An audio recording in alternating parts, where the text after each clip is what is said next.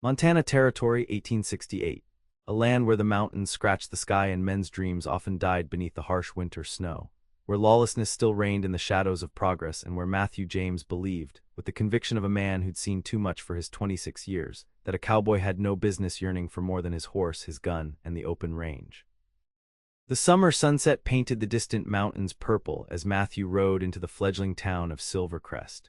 6 months of driving cattle across unforgiving terrain had hardened his already lean frame and darkened his skin to a deep bronze beneath the brim of his well-worn Stetson. His light brown hair curled slightly at the nape of his neck in need of a proper cut. The young cowboy's face, though weathered by sun and wind, still held the sharp, handsome features that often drew second glances from women in the towns he passed through, not that he noticed or cared. Matthew had learned early that sentiment was a luxury a cowboy couldn't afford. His parents' homestead, burned to ashes by raiders when he was 16, had taught him that. The way his mother had clung to his father's body until her final breath had shown him the terrible price of attachment. For 10 years since, he'd ridden alone, worked alone, lived alone. Surviving the West means standing on your own 2 feet, he often told himself. No one to disappoint you, no one to leave you. As Matthew dismounted at the livery stable, a man approached, wiping grease-stained hands on a rag. "You the hand Miller's expecting from the Caldwell outfit?" "That's right." Matthew handed over the reins of his chestnut gelding. "Got a letter saying they need experienced men for the fall drive. You'll find Miller at the Silvercrest Hotel. Town's hosting some fancy dance tonight. Every rancher for 50 miles is there, showing off daughters like prized heifers." Matthew nodded his thanks, gathering his saddlebags. A hot bath and a real bed were all he wanted. Social gatherings were something he avoided. Too many expectations, too many chances for complications. Little did he know, complications awaited him regardless, in the form of Lillian O'Brien, whose 19th birthday had come and gone just 3 weeks prior. Lillian stood at the edge of the crowded hotel dining room, converted for the evening into a dance hall with tables pushed aside and a small quartet of musicians playing in the corner.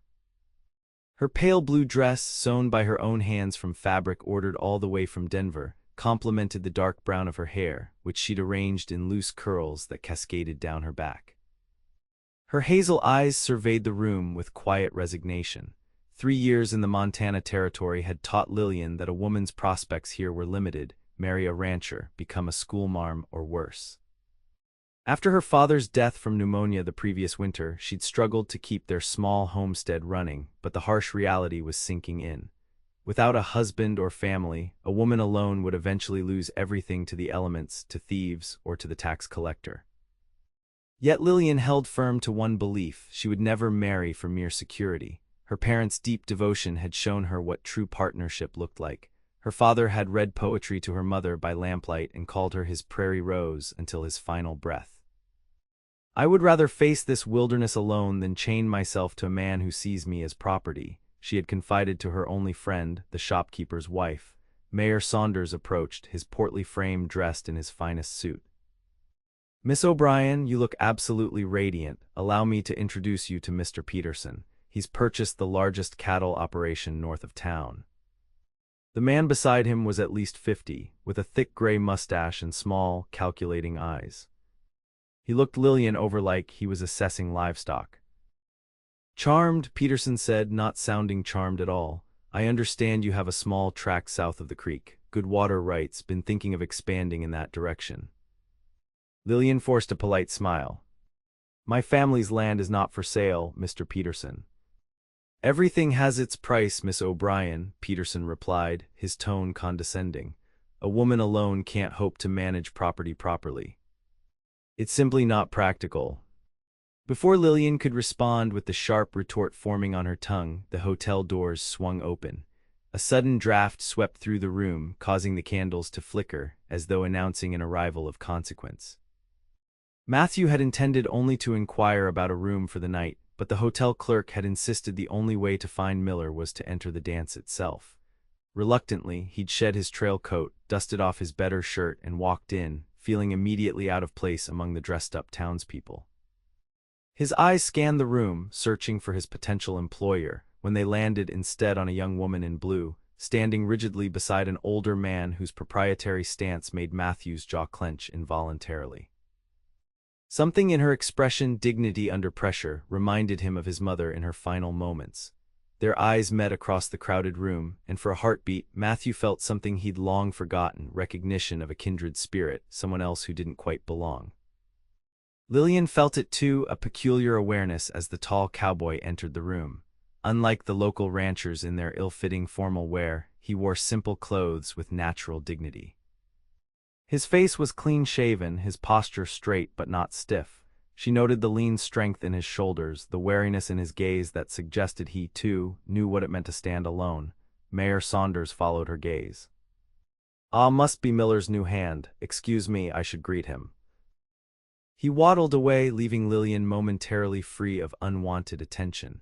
Peterson leaned closer. "Think about my offer, Miss O'Brien. Winter's coming. It would be a shame if something happened to your place while you were all alone out there."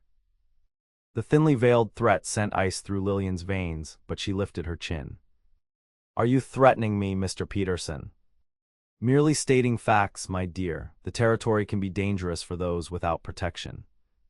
Matthew had reached the mayor now, shaking hands and introducing himself. But his attention remained divided, one ear on his conversation, one eye on the young woman whose stiff posture suggested discomfort. "James, you say?" The mayor pumped his hand enthusiastically. "Miller mentioned you'd be arriving. Fine timing. We're celebrating the completion of our new schoolhouse. Allow me to introduce you to some of our prominent citizens." Before Matthew could protest, he found himself being dragged around the room, nodding politely as names and faces blurred together. All the while, he found his gaze returning to the woman in blue, whose conversation appeared to be growing increasingly tense. The orchestra struck up a waltz and couples began to take the floor. Matthew saw Peterson place a possessive hand on the young woman's arm, clearly intending to claim a dance. Her face paled visibly. In that moment, something long dormant in Matthew stirred. Without conscious thought, he excused himself from the mayor and strode across the room, arriving just as Peterson was attempting to lead the reluctant woman toward the dance floor. "Pardon me," Matthew said, his voice firm but polite. "I believe this dance was promised to me." Lillian's eyes widened in surprise, but she recovered quickly. "Yes, of course. I was just explaining to Mr. Peterson that my dance card was already full." Peterson's face darkened. "I wasn't aware you knew each other." "Some arrangements are made in advance," Matthew replied evenly, offering his arm to Lillian, "if you'll excuse us."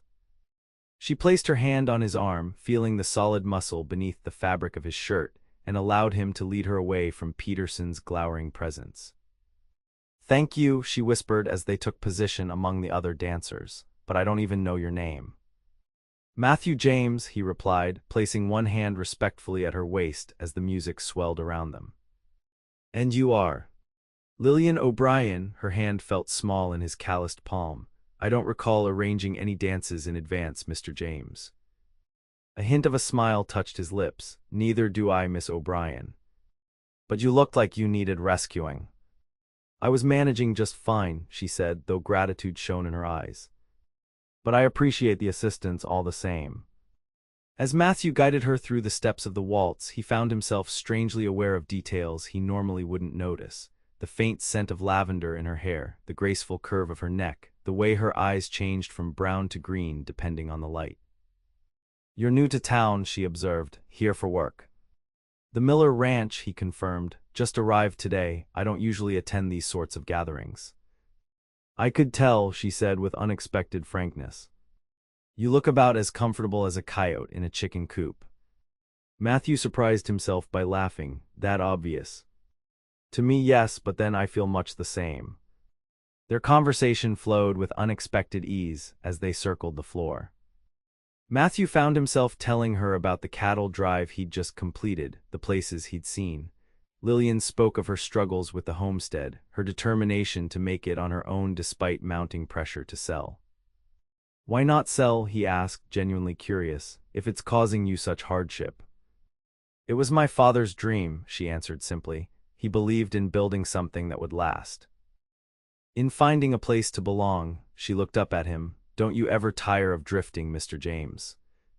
The question struck him somewhere vulnerable. Drifting keeps things simple, he said, the words sounding hollow even to his own ears. Simple isn't the same as satisfying, she countered. The music was drawing to a close, but neither seemed eager for the dance to end. As the final notes hung in the air, Matthew realized he was holding her closer than propriety strictly allowed. Their eyes met, and for a suspended moment, the crowded room seemed to fade away. The dance was just a prelude. As the cowboy pulled her close, their fate was sealed, though neither yet understood the profound shift that had occurred. The spell broke as Peterson appeared at their side. "I believe you've monopolized Miss O'Brien long enough, cowhand." His emphasis on the last word made it clear what he thought of Matthew's station. Before Matthew could respond, a commotion at the door drew everyone's attention.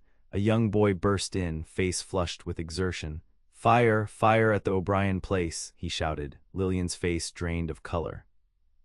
"No," she whispered, then gathered her skirts and rushed for the door. Without hesitation, Matthew followed.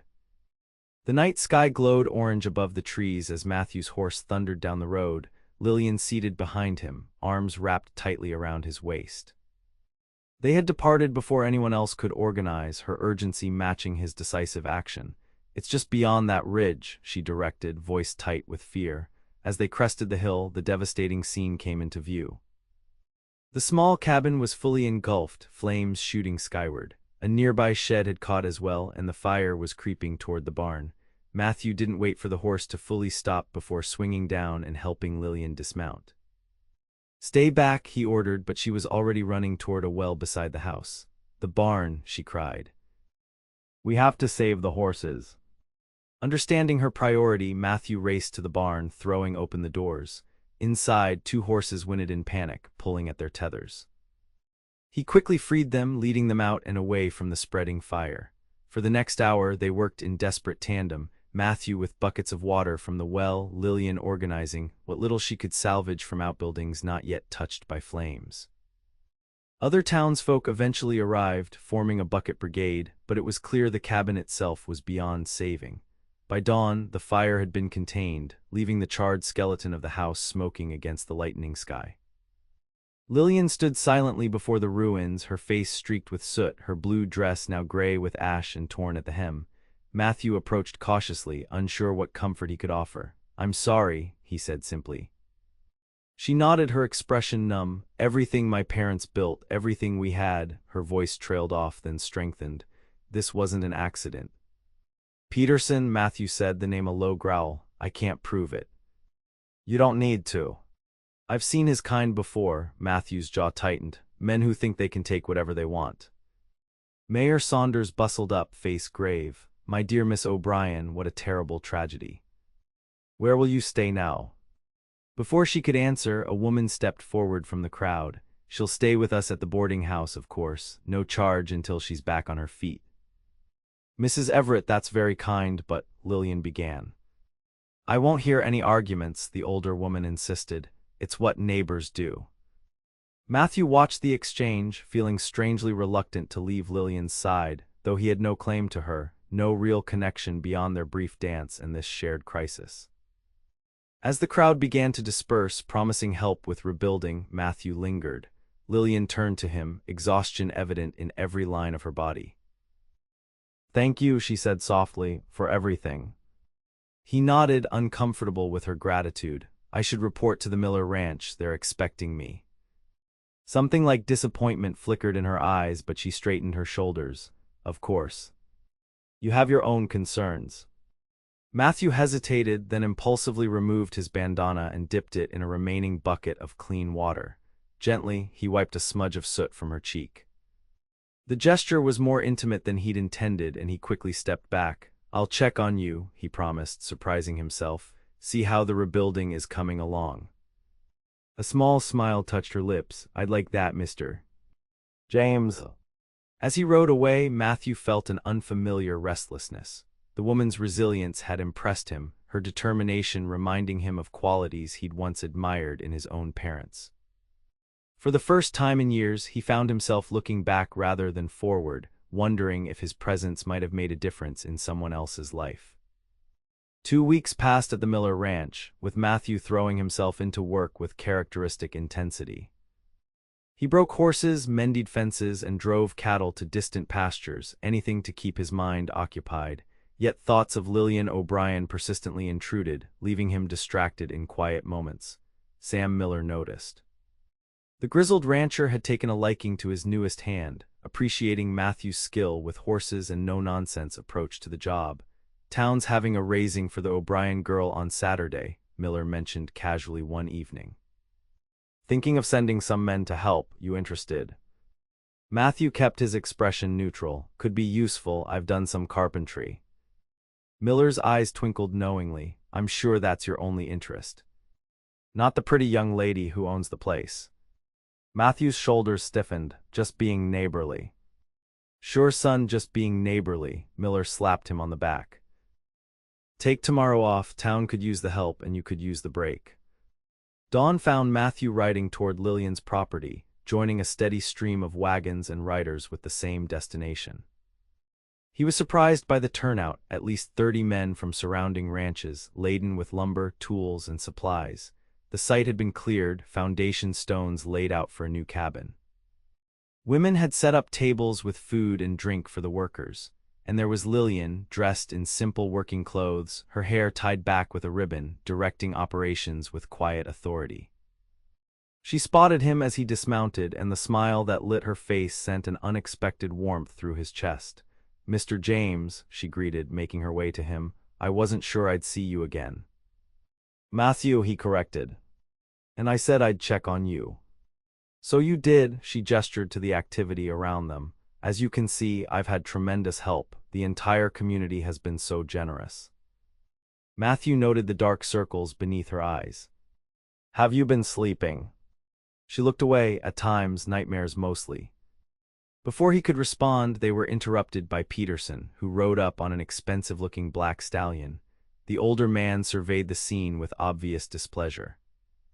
"Quite the charity case you've become, Miss O'Brien," he remarked coldly. "Not charity, Mr. Peterson, community," she replied, her tone even. "Something you might not understand." Peterson's eyes narrowed. "I see your cowboy has returned, how touching." He leaned forward in his saddle. "My offer stands. This land would be better managed under my care, and you would be better protected as my wife." Matthew felt his fists clench at his sides, but Lillian spoke before he could. "I've already declined both offers, Mr. Peterson, multiple times. Now, if you'll excuse us, we have work to do." Peterson's face darkened. "You're making a mistake, girl. A woman alone can't hope to succeed out here. Sooner or later, you'll come begging." His gaze shifted to Matthew. "And you, cowboy, don't get comfortable. Drifters aren't welcome to put down roots in Silvercrest." With that, he wheeled his horse around and galloped away. "Charming fellow," Matthew muttered. "He's been pressing his suit since father died," Lillian explained quietly. "Became more insistent after I refused to sell the land." "You think he set the fire?" She nodded grimly. "I know he did. But proving it is another matter." Matthew helped her carry a bundle of shingles toward the framed skeleton of the new cabin. "Why is he so interested in your land specifically?" "Water rights mostly. My property controls access to the creek that feeds the northern valley. Father was careful about that when he filed his claim." She smiled sadly. "He always said water was more valuable than gold in this territory." Throughout the day, Matthew worked alongside the other men, raising walls, setting rafters, his body moving with practiced efficiency. He found himself partnered often with Lillian, their cooperation wordless and intuitive. By sundown, the cabin was framed, the roof partially shingled, and the community departed with promises to return the following weekend. As twilight deepened, only Matthew remained, stoking a small fire outside the partially built structure. "You should return to town," he said as Lillian joined him by the flames.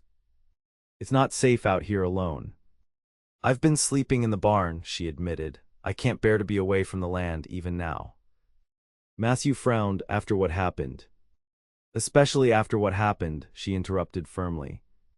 "I won't be driven away by fear. This is my home." The determination in her voice stirred something in Matthew, admiration, certainly, but also a protective instinct he'd thought long buried. "Then I'll stay too," he said. "At least for tonight." "You don't have to do that." "I know." Their eyes met across the fire, understanding passing between them. They sat in companionable silence as stars emerged overhead. Finally, Lillian spoke, her voice soft in the darkness. "You never told me your story, Matthew. What brings a man like you to drift from ranch to ranch, instead of building something of your own?" He stared into the flames, considering deflection, but found himself speaking truth instead. "My family had a place in Kansas. Not much, but it was ours. When I was 16, raiders came through, took everything, killed my parents." "I'm sorry," she said quietly. Matthew shrugged, the old pain dulled by years. "Taught me that putting down roots just gives life something to tear up, easier to keep moving." "And yet here you are," she observed, "helping me rebuild my roots." Her insight discomforted him. "It's different. You're... I'm what? Braver than I am," he admitted. "You lost everything, but you're still fighting for your place in the world." Lillian's hand found his in the firelight. "Perhaps it's not bravery so much as stubbornness, or maybe it's hope. Hope that something permanent can exist, even in a place as wild as this." Matthew didn't pull away from her touch. For the first time in years, he allowed himself to consider what permanence might feel like, not as a trap, but as an anchor in a world of uncertainty. Over the following weeks, a pattern emerged. Matthew fulfilled his duties at the Miller Ranch diligently, but every spare moment found him at Lillian's homestead, working on the cabin, repairing fences, helping prepare the small fields for winter.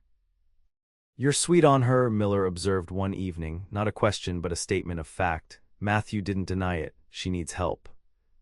"She's got plenty of help, half the county's been out there," Miller chuckled. "It's not help she's getting from you, son, it's something else entirely."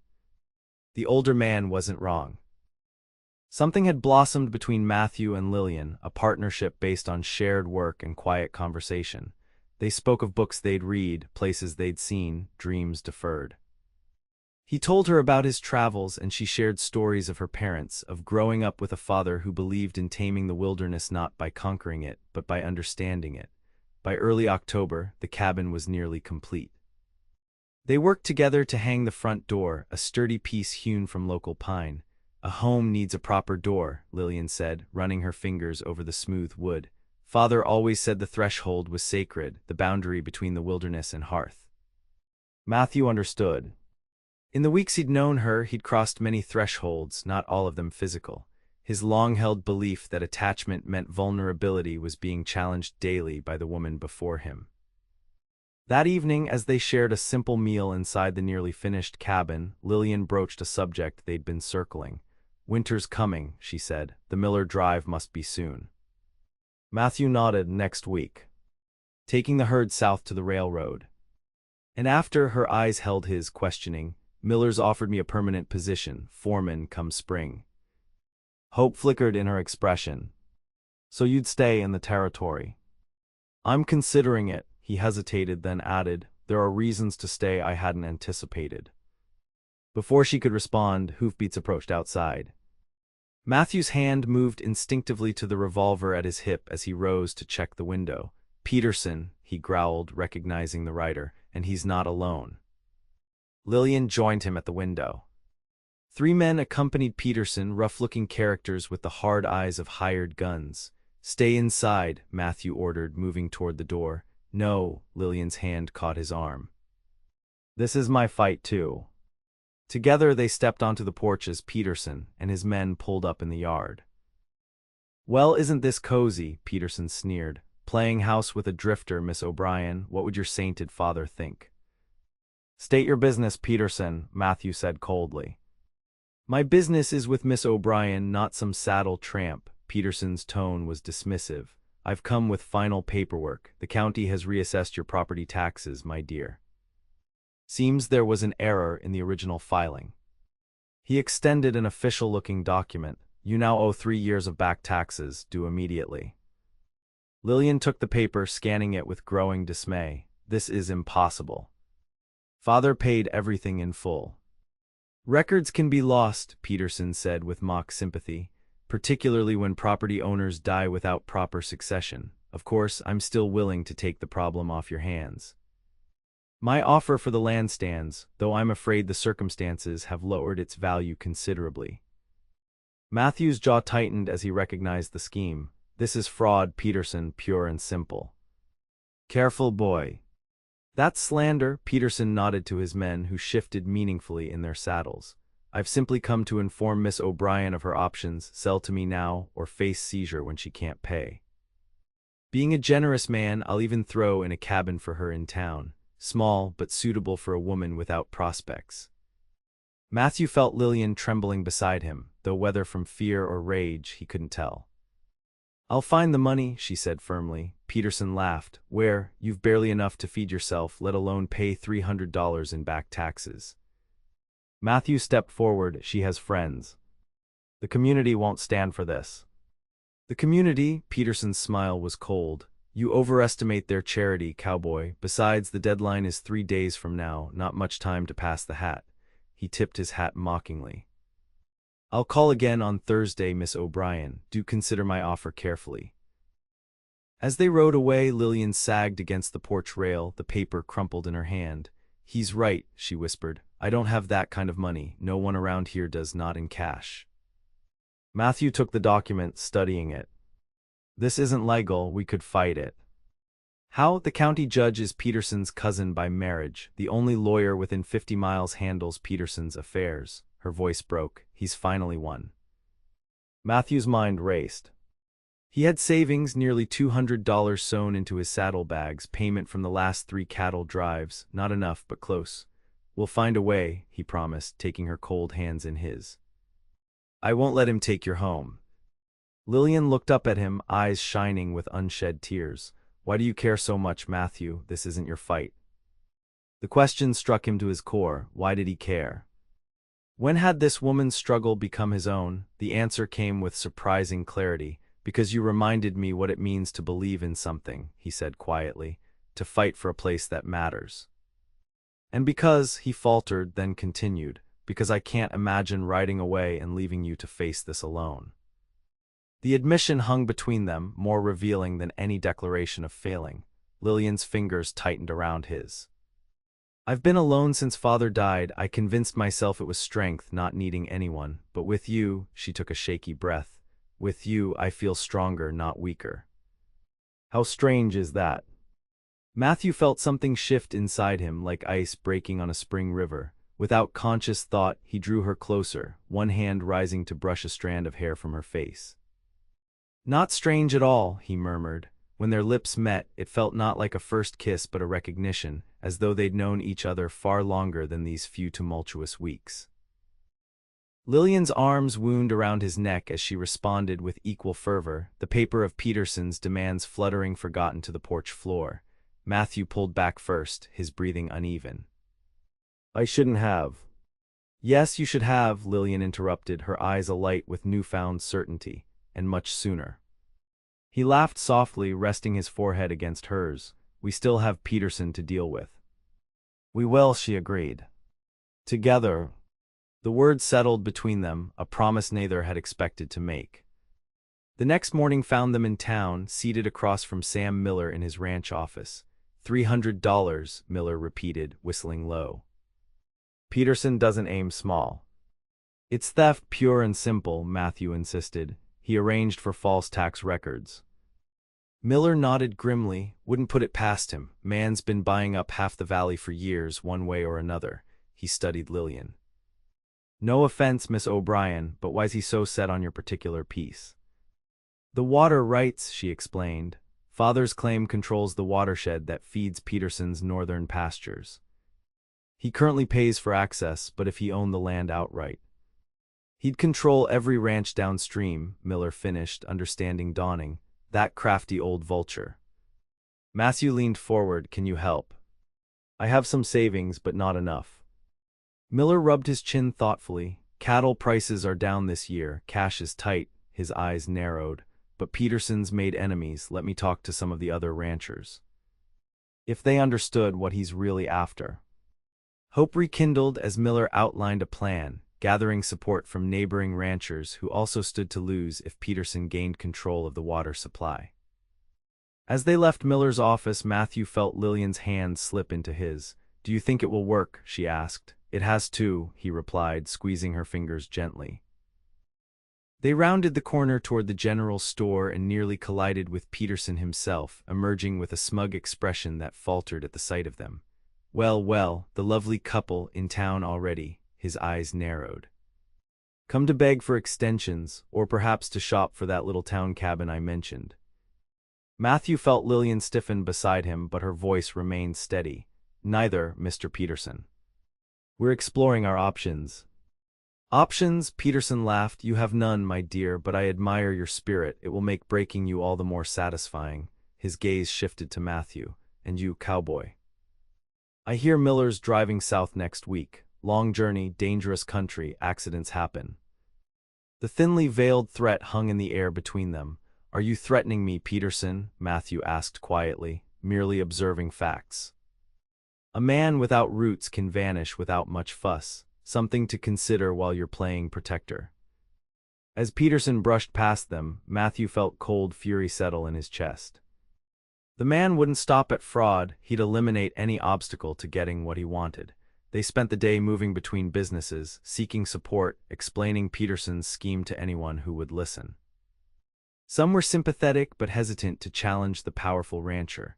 Others offered small contributions, a few dollars here, a promise of lumber or labor there. By nightfall, they had accumulated barely $70 in pledges. Combined with Matthew's savings, they remained short by nearly $30. It's not enough, Lillian said as they walked back toward the livery where their horses waited. Even if everyone honors their pledges. Matthew had been considering an option he was reluctant to voice. There's another possibility, he said carefully. Miller's drive leaves tomorrow. 3 weeks' work, $400 upon delivery.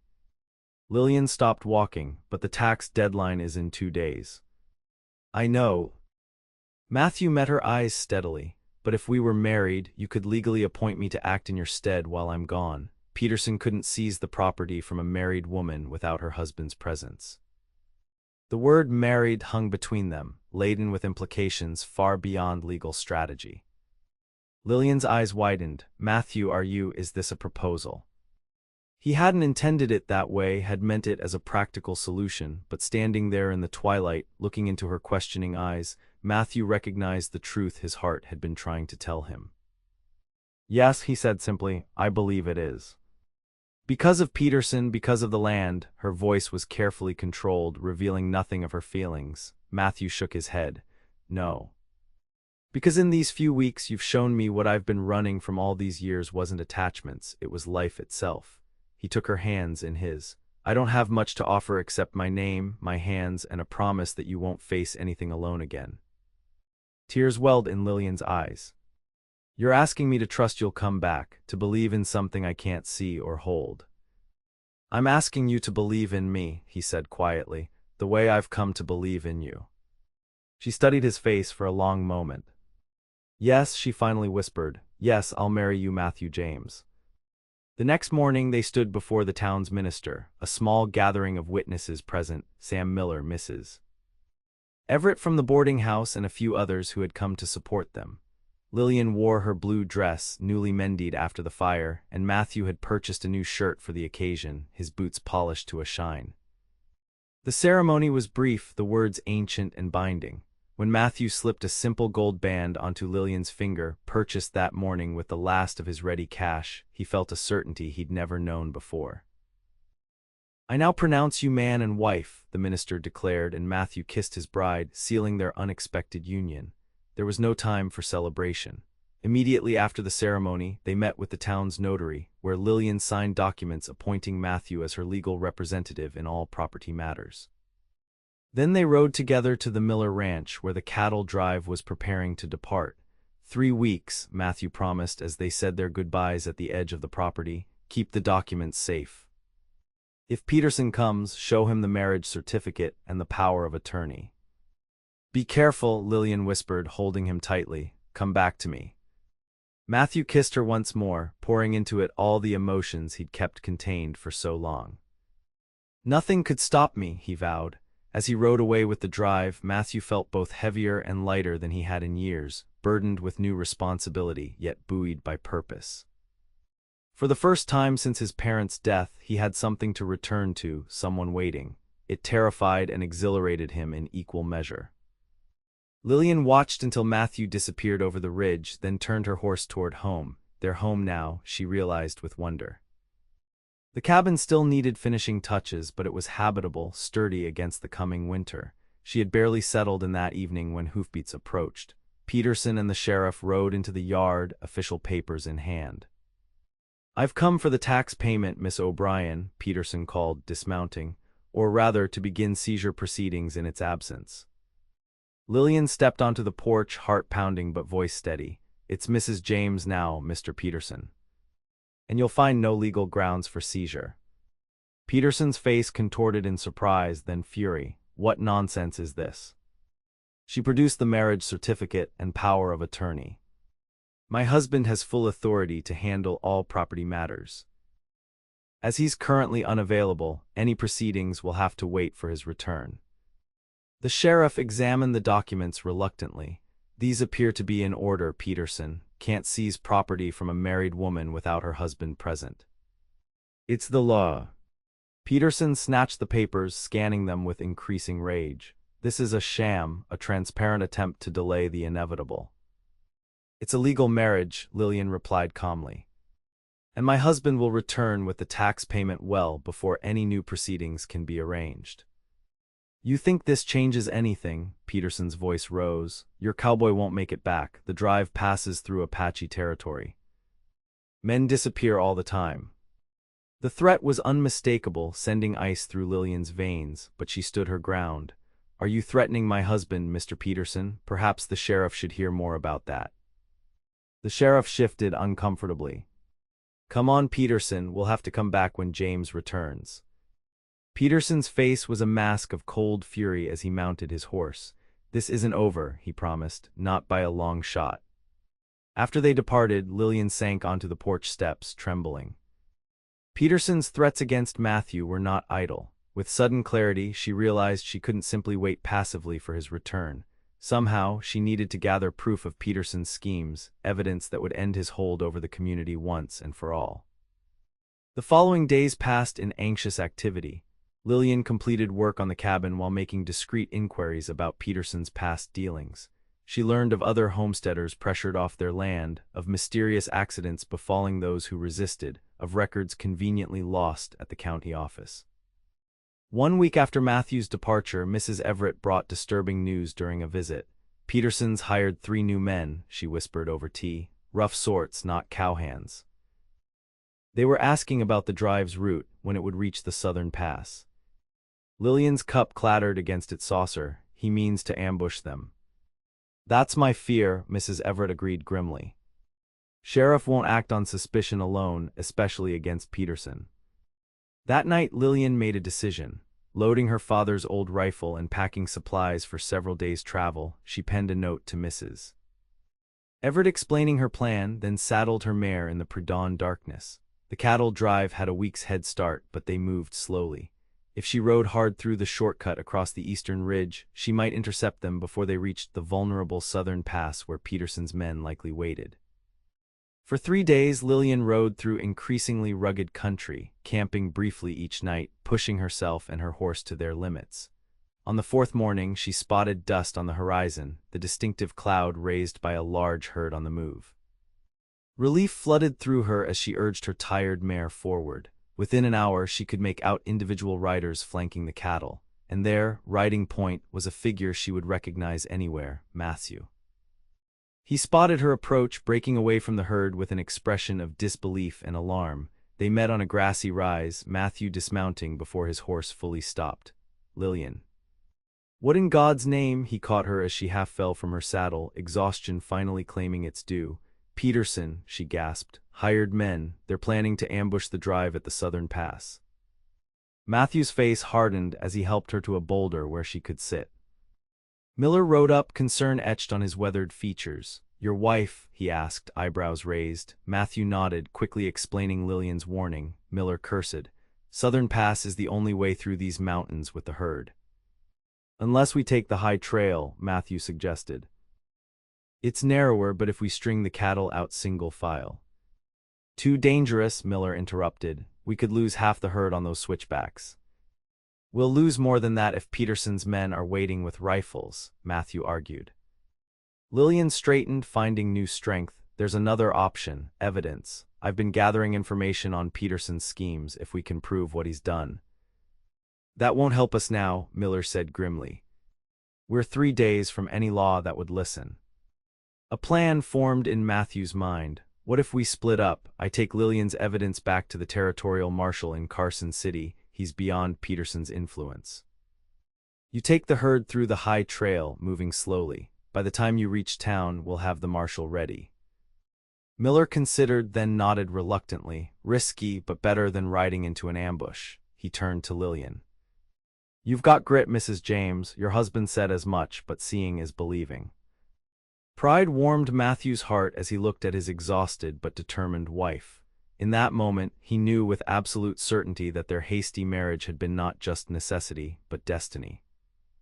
They departed within the hour, Matthew and Lillian riding west toward Carson City while the drive diverted to the treacherous high trail. The journey was arduous, but they pushed on, stopping only when absolutely necessary. On their second day of hard riding, disaster struck. As they forded a swollen creek, Lillian's mare lost footing on the slick riverbed. Horse and rider went down in the rushing water. Matthew plunged in without hesitation, fighting the current to reach Lillian, who struggled to keep her head above water. He managed to grab her arm, pulling her toward the shore as her mare scrambled up the opposite bank. They collapsed on the muddy riverbank, soaked and gasping. The saddlebags, Lillian cried once she could speak. The evidence. Matthew looked across the creek where Lillian's horse stood, saddlebags still intact. It's safe, but we can't cross back here. He helped her to her feet, checking for injuries. Are you hurt?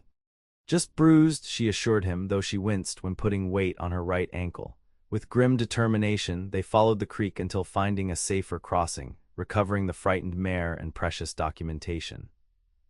But the delay cost them valuable time, and Lillian's injured ankle slowed their progress further. By the time they reached Carson City, it was late evening of the third day. The territorial marshal's office was closed, forcing them to wait until morning, precious hours they couldn't afford to lose. They took a room at a small hotel, where Matthew gently tended Lillian's swollen ankle. As he wrapped it in a cold compress, she watched him with eyes softened by exhaustion and something deeper. I've been thinking, she said quietly, about our marriage. Matthew's hand stilled. What about it? We made vows as a matter of convenience to protect the land. She held his gaze, but somewhere along the way, for me at least, it became something else entirely. Matthew sat beside her on the bed, taking her hand in his. It was never just convenience for me, Lillian. I may have suggested it as a solution, but in my heart, he paused, struggling to articulate feelings long suppressed. In my heart, I knew I wanted to build a life with you. I just didn't know how to say it. You're saying it now, she whispered, reaching up to touch his face. That night, their marriage was consummated not in haste or obligation, but in tender discovery and deep affection that surprised them both with its intensity. Afterward, holding Lillian against his chest, Matthew marveled at how thoroughly his life had been transformed in the span of weeks, from a drifter avoiding attachment to a man with everything to lose, everything to fight for. At dawn, they presented themselves at the marshal's office, documentation in hand. Marshal Thomas Kane, a no-nonsense former Army officer with a reputation for incorruptibility, reviewed the evidence with growing concern. This is serious business, he said finally. Tax fraud, intimidation, possible attempted murder. Peterson's been operating unchecked too long. He looked up at them. I'll need statements from both of you. Then I'm riding back with you to Silver Crest. Relief washed over them. With the marshal's involvement, Peterson's schemes would finally face justice.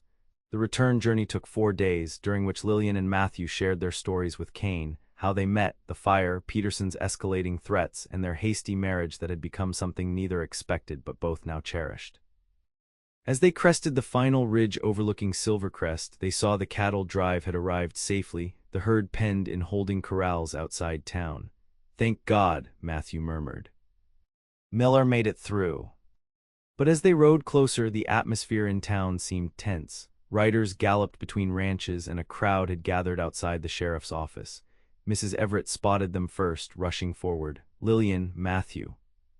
You're alive. What's happening? Lillian asked, dismounting carefully, her ankle still tender. Peterson and his men tried to ambush the drive when it came through the northern valley instead of the southern pass. Mrs. Everett's eyes were wide with excitement. There was a shootout. Miller's men captured 2 of Peterson's hired guns, who confessed everything when faced with hanging. Peterson's barricaded himself at his ranch, threatening to destroy the water dam that controls irrigation for half the valley. Marshal Kane straightened in his saddle. Where's the sheriff? Out there with the others, trying to talk Peterson down. Kane's expression hardened. I'll handle this, you 2 stay here. No, Matthew said firmly. This involves us directly, we're coming. The scene at Peterson's ranch was chaotic, armed ranchers positioned around the main house, the sheriff calling futilely for Peterson to surrender. Kane's arrival shifted the dynamic immediately, his federal authority bringing order to the standoff. Peterson, Kane called through a speaking trumpet. This is United States Marshal Thomas Kane. You're wanted for tax fraud, attempted murder, and property crimes against the United States government. Come out with your hands visible. A shot rang out from an upstairs window, splintering wood near Kane's head. I'll destroy everything before I surrender, Peterson shouted. I've wired the dam with dynamite. One more step and I'll blow it sky high. Every ranch in the valley will be ruined. Lillian gasped. The dam her father had helped build controlled the creek that provided irrigation water to dozens of homesteads and ranches. If destroyed, it would cause devastating flooding followed by drought. He's bluffing, the sheriff insisted. He needs that water too. No, Matthew said quietly. He's desperate, and desperate men do desperate things. He turned to Kane. Let me try to talk to him. Too dangerous, Kane objected. He wants Lillian's land more than anything, Matthew explained. Maybe I can use that. Before anyone could stop him, Matthew stepped into the open, hands raised. Peterson, it's James. I want to talk. A tense silence followed, then Peterson appeared at the window, rifle in hand. Come to beg for your wife's property, Cowboy. Come to make a deal, Matthew called back. Just you and me. Matthew, no, Lillian tried to follow, but Kane held her back. Let him try, the marshal murmured. We'll cover him. Matthew approached the house slowly, stopping at the foot of the porch steps. You're finished, Peterson. The marshal has evidence of everything, the fraud, the threats, the ambush, but there's a way out for you. I'm listening, Peterson replied warily. Surrender now, sign a confession, and the marshal will recommend leniency. You'll do some time, but you'll still have a chance at freedom eventually. Peterson laughed bitterly. Prison, that's your offer. I'd rather die and take half the valley with me. Think, man, Matthew urged. Is revenge worth your life? You've lost. Accept it with dignity. For a moment it seemed Peterson might consider the words, then his expression hardened. You took everything from me, Cowboy, my plans, my future in this valley. He raised the rifle. Now I'll take everything from you. Several things happened simultaneously. Peterson's rifle aimed not at Matthew but past him, toward where Lillian stood. Matthew lunged sideways, shouting a warning, and multiple shots rang out from the assembled ranchers. Peterson fell from view, his rifle discharging harmlessly into the air. Matthew raced into the house, taking the stairs 2 at a time, Marshal Kane close behind. They found Peterson sprawled on the floor, blood spreading across his chest from multiple wounds. His eyes found Matthew's, hatred still burning in them. Too late, he gasped. Fuse is lit. Dam will blow in minutes. Kane cursed. Where's the dynamite? How do we stop it? Peterson's only answer was a bloody smile as the life faded from his eyes. Matthew ran to the window, scanning the distance where the dam was visible as a small structure across the creek. There, he pointed to a thin line of smoke rising from the dam's base, the fuse. They raced downstairs and to their horses. Get everyone clear of the creek bed, Kane ordered the sheriff. Evacuate anyone downstream. Matthew swung into his saddle, then reached down to pull Lillian up behind him. What are you doing? He demanded. Coming with you, she replied with determination that brooked no argument. I know that dam better than anyone. Father helped build it. They galloped at breakneck speed toward the creek, the precious minutes ticking away. As they approached the dam, they could see the sparking fuse burning its way towards several bundles of dynamite wedged into the dam's spillway. There, Lillian pointed, cut the fuse where it enters the first bundle. Matthew slid from the saddle and ran toward the dam, knife drawn. The fuse was burning fast, already dangerously close to the explosives. With steady hands, he severed it just inches from the first dynamite bundle, then quickly removed the remaining explosives from their positions. Only when the danger was fully past did he allow himself to breathe again, turning to find Lillian watching him with eyes full of pride and love. "You did it," she said simply. "We did it," he corrected, pulling her into his arms, together. Autumn turned to winter, and winter gave way to spring. The valley flourished under the April sunshine as new growth covered the land in vibrant green. The James homestead had changed significantly in the months since Peterson's death. The cabin had been expanded with a proper bedroom and larger kitchen. A new barn housed not only horses but 2 milk cows and chickens. Fields had been plowed for spring planting and fruit trees planted along the southern edge of the property. Matthew stood on the porch, watching Lillian in the garden, her hands working the soil as she planted seedlings. She looked up, feeling his gaze, and smiled, a smile that still took his breath away, even after months of marriage. With Peterson gone and his schemes exposed, other ranchers who had been similarly victimized came forward. The territorial court had invalidated the fraudulent tax claims, and Matthew's position as foreman at the Miller Ranch provided steady income while they built up their own homestead.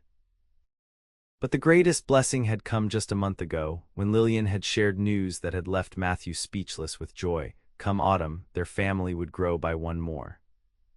As he watched his wife rise from the garden, one hand resting protectively on her still flat stomach, Matthew reflected on the strange path that had led him here. How a single dance at a town gathering had changed everything. How a man determined to remain rootless had found his heart's home in a woman's courage and a piece of Montana earth. Lillian joined him on the porch, leaning into his embrace. "What are you thinking about, looking so serious?" she asked. Matthew smiled, pressing a kiss to her temple. "About fate, about how sometimes the very thing you're running from is the thing you need most." She turned in his arms, looking up at him with the steady gaze that had first captured his attention. "Do you ever miss the freedom, the open trail?"